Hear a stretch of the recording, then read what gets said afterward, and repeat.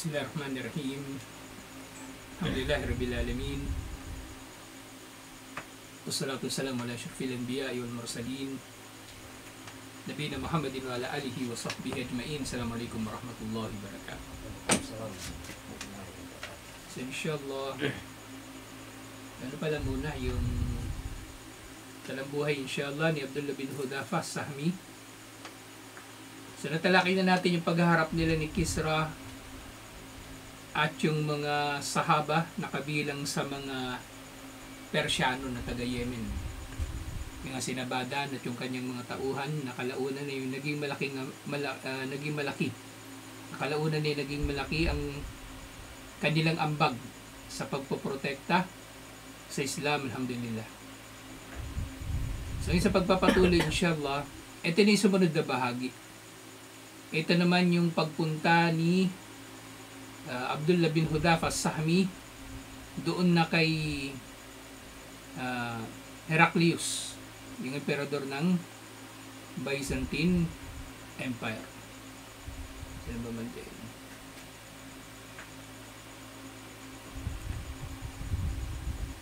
Okay, so ito na.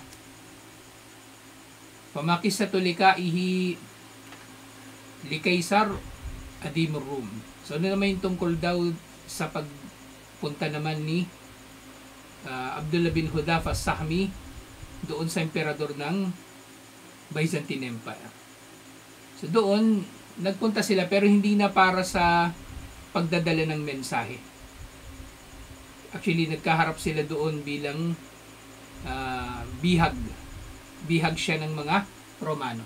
Lakad kan likauhu li Kaysar fi khilafati Umar bin Khattab radiyallahu anhu. Yung kanilang pagharap ni Heraclius sa panahon na ito ng khilafa ni Umar bin Khattab radiyallahu anhu, at si Heraclius, ito rin yung Heraclius na nakaharap ni Abu Sufyan. Yung tinanong nagtanong si Heraclius tungkol sa mga katangian ni Propeta Muhammad sallallahu alaihi wasallam at napagtibay na tunay nga na propeta si Propeta Muhammad sallallahu alaihi wasallam. Kilala nila si Propeta Muhammad sallallahu alaihi wasallam pero hindi sila naniwala. Hindi sila naniwala. At ito rin yung Heraclius na kalaban ng mga Persyano doon sa natalakay natin doon sa Suratul Rum, na kalaunan nanalo yung mga Romano. Siya rin yun. Siya rin. So nung panahon ni Umar bin Khattab radiyallahu anhu, buhay pa siya. Siya pa yung hari ng Byzantine Empire. Wa kanat lahu ma'ahu qissatun min rawa'i al-qisas. So meron daw kamangha-manghang kwento na nangyari sa kanya doon kay Abdullah bin Hudhafa As-Sahmi. Pafisanati tasi'ata asyara, sa ika-19 na taon daw lil hijra, pagkatapos ng hijra. So panahon na nga ito ni Omar. Panahon na ito ni Omar. Kasi kung 10 taon sila sa Madina, 2 taon yung khilafa ni Abu Bakar, so pang 7 taon nito ng khilafa ni Umar bin Khattab radiyallahu anhu. Bata Umar bin Khattab jayshan li harbi Rum fihi Abdullah bin Hudhafa As-Sahmi. Ipinadala raw ni Omar yung mga sundalo ng mga Muslim patungo doon sa Roma, at kasama doon si Abdullah bin Hudhafa As-Sahmi. Wa kana Kaysaru adimur Rum kad tanahat ilayhi akhbaru jundil muslimin wa ma yatahallawna bihi min sidqil iman wa rusukhil aqidah wa istirkhasin nafs fi sabilillahi wa rasuli. Yung panahon daw na yon, kilala na ang reputasyon ng mga Muslim, lalong-lalo na yung mga sundalo ng mga Muslim, yung mga mujahidin. Kilala na sila sa kanilang pagiging makatotohanan sa pananampalataya, matuwid na akida, at ang kanilang matatag na loob sa landas ni Allah. So nakikilala na yung mga Muslim sa tapang nila o sa husay nila sa labanan. Kasi maraming maraming mga kwento ito tungkol dito sa reputasyon ng mga Muslim. May kwento pa nga, minsan daw nakita ng mga Romano yung mga Muslim nagsisiwak Nagsisiwak yung ganito. Nagsisiwak. Ganun. Sabi ng mga Romano, paano tayo mananalo dyan? Kumakain niya ng kahoy. Sasabi nila, paano rin sila mananalo? Kumakain yung mga yun ng kahoy. Paano sila mananalo? Kumakain ng mga yun ng kahoy. So, doon sa mga ganong mga kwento, kumbaga, kaya nagustuhan talaga ni Heraclius na makaharap yung kahit sino sa mga Muslim. Faamara rijaluhu idadafira bi asirin min usral muslimin ayyattaqu alayhi. Kaya iniutos ni Heraclius na kapag meron silang mabibihag na sinumang Muslim, pangalagaan nila ito. Wa an ya'tuhu bihi hayyan, at dalhin nila ito ng buhay. Kasi gusto ni Heraclius na makaharap ang mga Muslim. Wa syaa Allahu an yaka'a Abdullah bin Hudhafa sahmi asiran fi aydir Rum. At syempre niloob ni Allah na si Abdullah bin Hudhafa sahmi ay mabihag ng mga Romano. Fahamaluhu ila malikihim, at dinala nga nila siya sa kanilang hari. Wa qalu inna hada min ashabi Muhammadin as-sabiqina ila dinihi. So kasama daw nila, bihag nila yung kasama ni Muhammad sallallahu alaihi wasallam na nauna sa pagmumuslim. Kumbaga mas malaki yung value. Kumbaga malaki pa yung value. Kumbaga ni Abdullah bin Hudhafa Sahmi nang nalaman nila na kabilang siya sa mga naunang nagmuslim. Kasi siguro kilala na rin ni ni Heraclius, si Abu Sufyan, na later on na sila nagmuslim. Actually, hindi pa nga sila Muslim nung nagkaharap sila doon sa panahon ng Hudaybiyah. Hindi pa Muslim si Abu Sufyan. Pero ito, mataas ang value, kumbaga, ni Abu Hudayfa o ni Hudhafa. Abdullah bin Hudhafa as-Sahmi. Kadwa ka asiran fi aidina. So meron daw kabilang sa mga naunang mga Muslim na nabihag nila. Faatay na kabihi, at dinala namin siya sa iyo ngayon. Sa inyong report ng mga tauhan ni Heraclius. Nadara malikur Rum ila Abdullah bin Hudhafa tawilan. Thumma badarahu.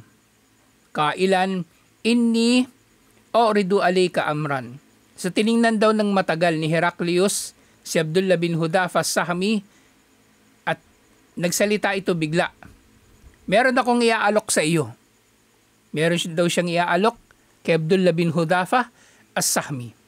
Sabi ni Abdullah bin Hudhafa, ma huwa, ano yun? Sabi ni Heraclius, aridu alayka an tatanassar. Iniaalok ko sa iyo na yumakap ka sa Kristyanismo. So gusto ni Heraclius na mag-Kristiyano si Abdullah bin Hudhafa Sahmi. Fa in fa'alta khaylaytu sabilak wa akramtu mathwak. Kung gagawin mo yon, kung magki-Kristiyano ka, palalayain kita at gagawin kong marangal ang iyong kalagayan. So maaring kumbaga bukod sa palalayain si Abdullah bin Hudhafa Sahmi, so bibigyan pa siya ng yaman ni Heraclius. Kasi magiging malaking pakinabang para sa kanila nito kung magki-Kristiyano si Abdullah bin Hudhafa. Gagawin nila itong propaganda eh. Diba? Tuwing nang merong Kristiyano na nagmumuslim, diba nagbubunyi yung mga Muslim? So ganun din sila. Mas magbubunyi sila kasi bihirang mangyari yun eh. Kaya nga nung nagmurtad si Father Dave, tuwang-tuwa yung mga kupar, mga Kristiyano. Hindi nila alam, kupal naman talaga yun. Walang halaga sa atin yung gagong yun eh. Sa inyo na yan. Walang halaga yun, walang kwenta yun. Pero ito si Abdullah bin Hudhafa Sahmi, katulad nga nabanggit ko kanina, kumbaga high value target ito. Kapag ito mag-Kristiyano, tiba-tiba tayo, sabi ni Heraclius. Malaking propaganda ito. Tingnan nyo, kasama ni Muhammad sallallahu alaihi wasallam, nag-Kristiyano. Ibig sabihin, palpak yung relihiyon nila. Ito yung tamang relihiyon at iba't-ibang bagay pa. Aridu alayka an tatanassar. Yun nga. Na sabi ni Heraclius. Inulit niya itong sinabi kay Abdullah bin Hudhafa.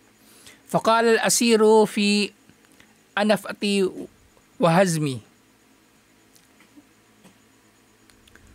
Sabi niya, may kumbaga, yung sagot ni Abdullah bin Hudhafa Sahmi, kumbaga may paninindigan, kumbaga. Sabi niya, hayhat. So, imposible raw, imposible. Innal mauta la ahabbu ilayya alfa marratin mimma taduuni ilayhi. Imposible. Tunay ng kamatayan ay mas kamahal-mahal sa akin. Ang kamatayan ng 1,000 ulit ay mas kamahal-mahal sa akin kaysa sa kung anumang ipinangaanyaya mo sa akin. So, hindi raw siya magkikristyano. Yun ang ibig niyang sabi. Kahit patayin niyo ako 1,000 beses, wala akong pakialam. Sasabi ni Kaisar, Pakala Kaisar, inni la'araka rajulan syahma. Tunay na nakikita kita bilang isang marangal na lalaki. Fa'in, ajabtani ila ma'aridu alika, asyraktuka fi amri wa kasamtu sultani. Sasabi niya, tunay na nakikita ko na ikaw ay marangal, at kapag tinanggap mo ang alok ko, gagawin kitang, kumbaga, kasapi nung kanilang, hindi lang nung gobyerno, kumbaga, magiging talaga siya, magiging kumbaga royal blood si Abdullah bin Hudhafa As-Sahmi. So, bibigyan siya ng katungkulan, kumbaga, at bibigyan siya ng hati o bahagi sa kaharian ni Heraclius. Fatabassamal asir al mukabbal bi kuyudihi. Sa yung bihag daw na nakakadena, napangiti na lang. Faqala, wallahi, lawa ataytani jami'a ma tamlik. Sumpa kay Allah, ibigay mo man ang lahat ng iyong paghahari o lahat ng iyong kaharian, ibibigay mo sa akin. Wa jami'a ma malaktahu wa jami'a ma malakathul Arab. At kung ibibigay man ng mga Arabo lahat-lahat ang anumang pinaghaharian nila sa akin, ala an arji'a an dini Muhammadin tarfata ainin ma fa'altu. Sabi niya, ibigay mo man sa akin ang kaharian mo, ang mga Arabo, ibigay nila sa akin ang kanilang kaharian. Nang kapalit dito ay ang umalis ako sa relihiyon ni Muhammad, hindi ko ito gagawin kahit sa isang kisap mata. So kahit sandali, hindi daw niya ito gagawin. Kahit sandali, hindi niya ito gagawin. So yung galit na si Heraclius, sasabi niya, tumanggi na si Abdullah bin Hudhafa, sabi niya, kahit patayin niyo ako 1,000 beses, kahit patayin niyo ako ng 1,000 beses, ibigay man ninyo sa akin ng lahat, hindi ko tatalikuran ang relihiyon ni Muhammad sallallahu alaihi wasallam kahit kisap mata. Sabi ni Heraclius, sige, idan aktulok, kung gayon, papatayin na lang kita. Papatayin na lang kita. Sabi ni Abdullah bin Hudhafa, antawa maturid, sige, gawin mo yung gusto mo. Thumma amara bihi fasalib wakala li kannasatihi birrumiya urmu karibam min yadayhi wa huwa ya'ridu alayhi at-tanassur fa'aba. So, nung sabi ni Abdullah bin Hudhafa As-Sahmi, sabi ni Heraclius kay Abdullah bin Hudhafa As-Sahmi, papatayin na lang kita. Mas inutos nga niya doon sa mga sundalo niya na ipako daw sa krus si Abdullah bin Hudhafa As-Sahmi. Pero bago pa siya ipako sa krus, sabi niya, takutin ninyo uli siya. Panain nyo siya malapit sa kanya. Kumbaga, daplisan nyo lang ng pana habang inaalok ng Kristyanismo, pero nga paulit-ulit na tumatanggi si Abdullah bin Hudhafa As-Sahmi. Paulit-ulit siyang tumatanggi. Kumbaga, tinatorture na siya ni Heraclius.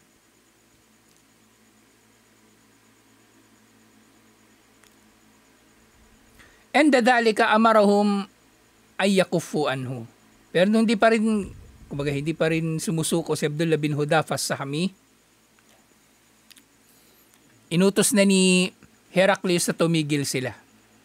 Wa talaba ilayhim anyan ziluhu an khashbatis salb. So nung nandun na siya sa kumbaga sinabit na pala siya dun sa krus.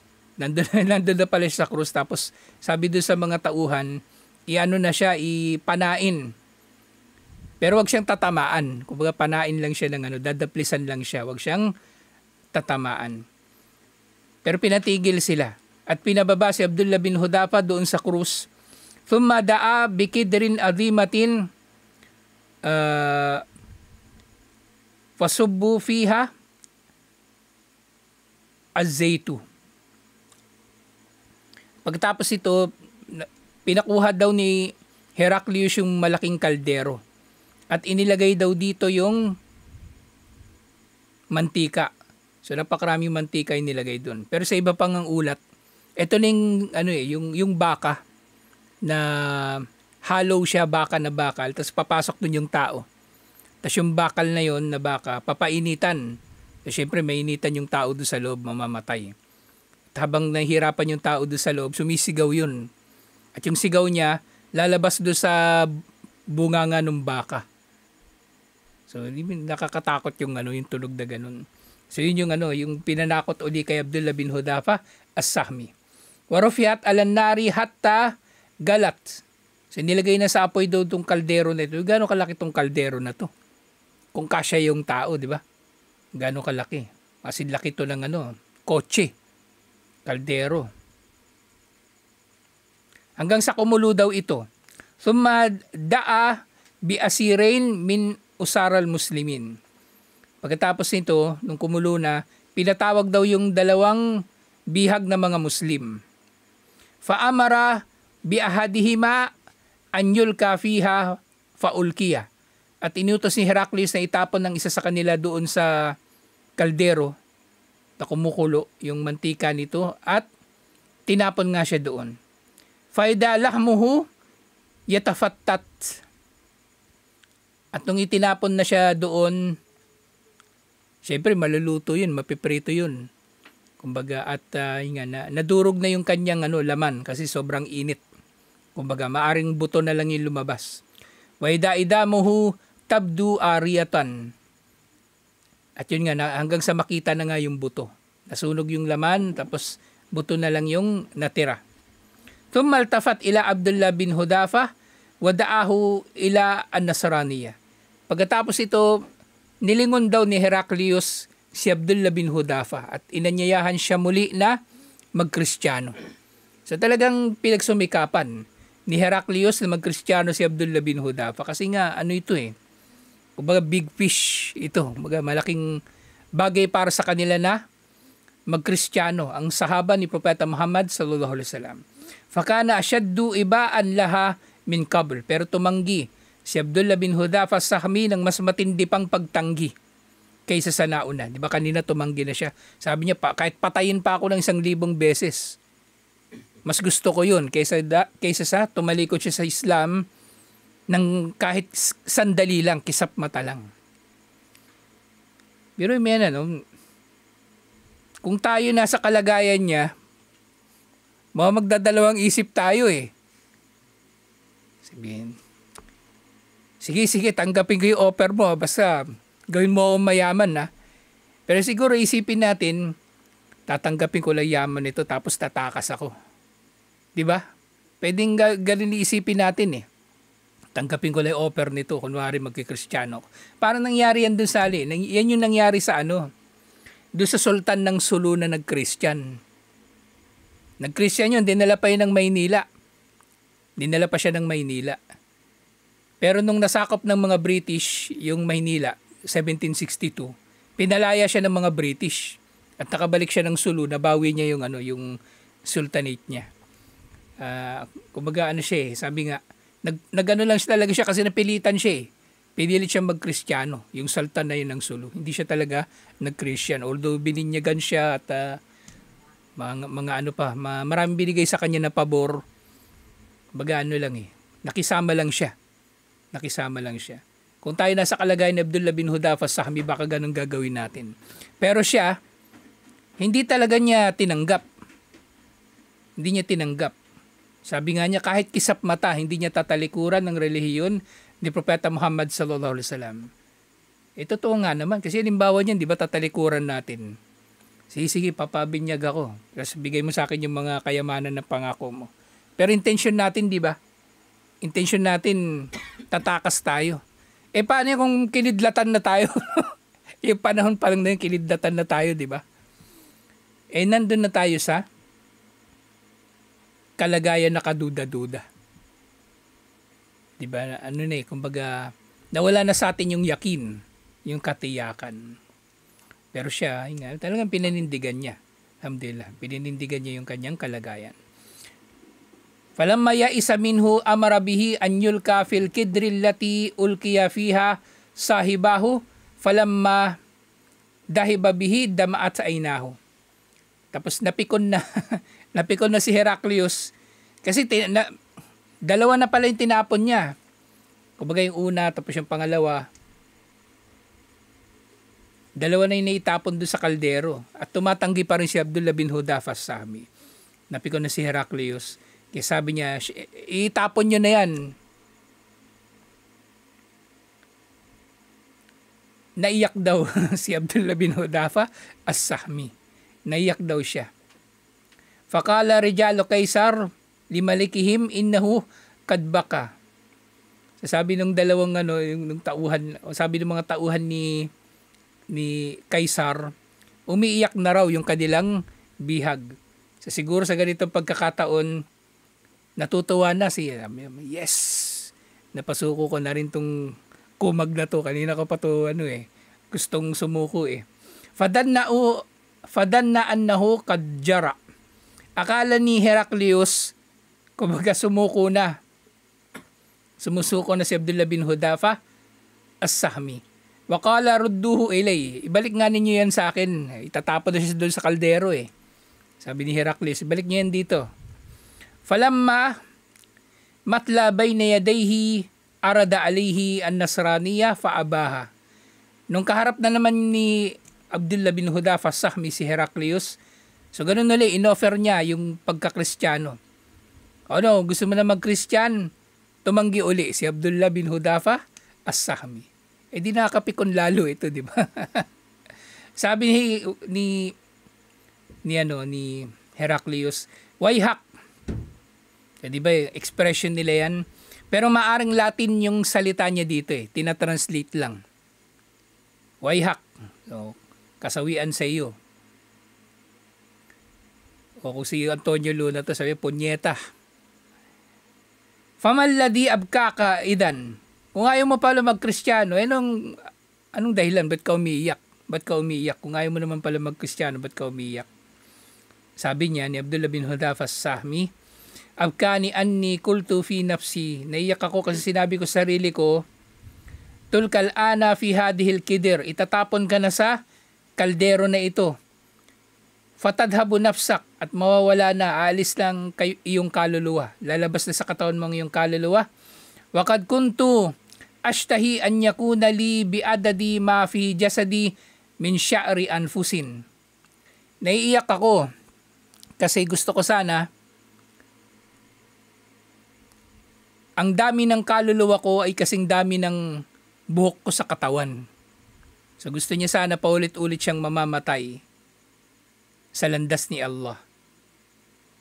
Fatulka kullaha fi hadal kidri fi sabilillah. So gusto niya sana ganun karami yung kanyang kaluluwa para paulit-ulit siyang mamamatay tuwing nang itatapon siya sa kaldero na yon sa landas ni Allah. So di ba mas nakakainis ito kay Heraclius. At alam naman natin nga si Heraclius, kinikilala niya si Propeta Muhammad sallallahu alaihi wasallam. Di ba siya yung kausap ni Sino? Ni Abu Sufyan. Yan, si Heraclius din. Tapos ngayon may kaharap na naman siya, sahaba na. Tapos ganun matigas pa rin.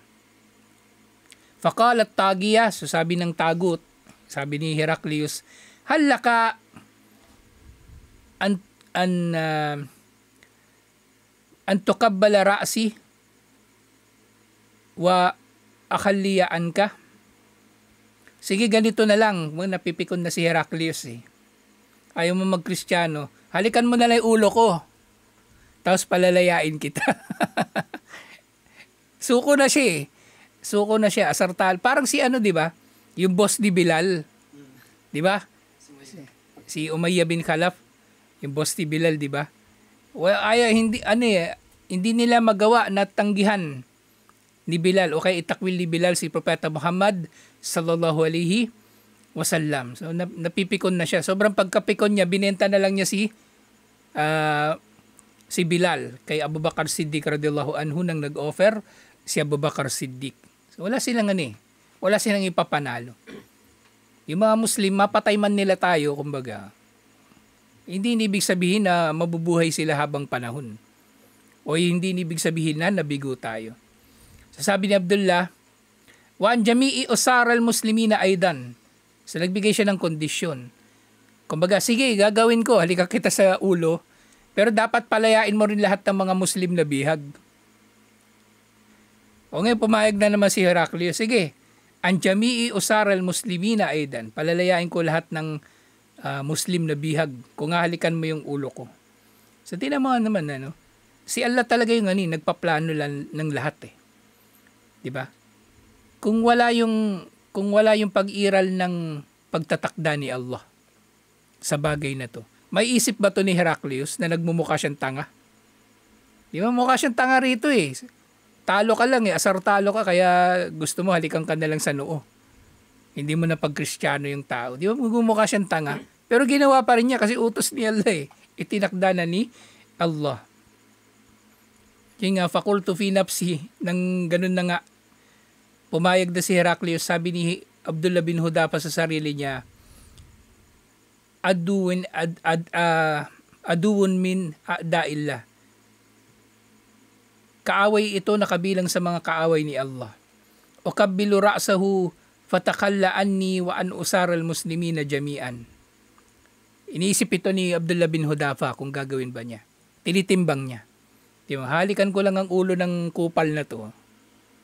Pero ang kapalit, palalayain ako ang lahat ng mga bihag ng mga Muslim. La dayra fi dhalika alay. Kung ganun, walang pinsala sa kanya kung halikan niya yung ulo ng kupar. Tinimbang niya eh. Kasi din yun eh, parang pinsala din sa kanya eh. Nahalikan niya yung ulo ni Heraclius. Pero bandang huli, mas matimbang yung maslaha kaysa sa mafsada. So, tinimbang niya pareho. Thumma dana minhu wa qabbala ra'sahu. At yun nga, lumapit siya kay Heraclius at hinalikan niya yung noon ni Heraclius. Fa amara malikar Rum an yajma'u lahu usara. At pagtapos ito, inutos nga ni Heraclius na tipunin na yung mga bihag na Muslim. Pwede naman siya linlangin din ni Heraclius, di ba? Pwede naman eh.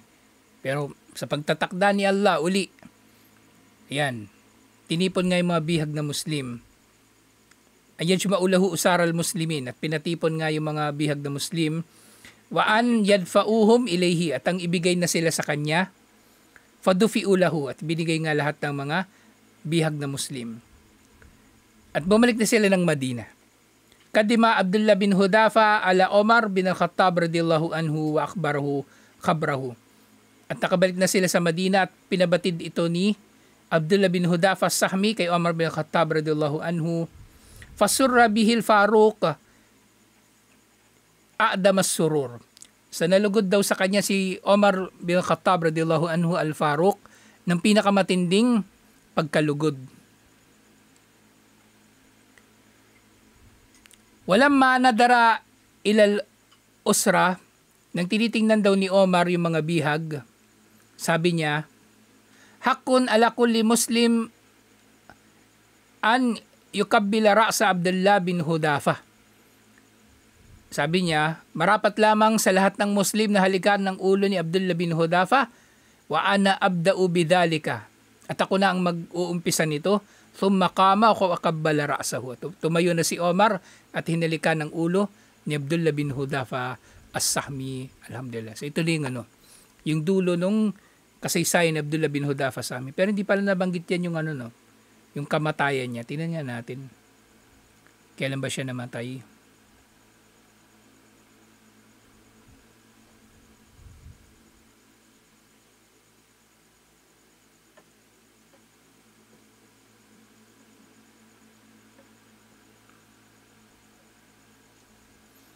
Namatay siya 653. 653. So 30 years pagkatapos ng hijrah.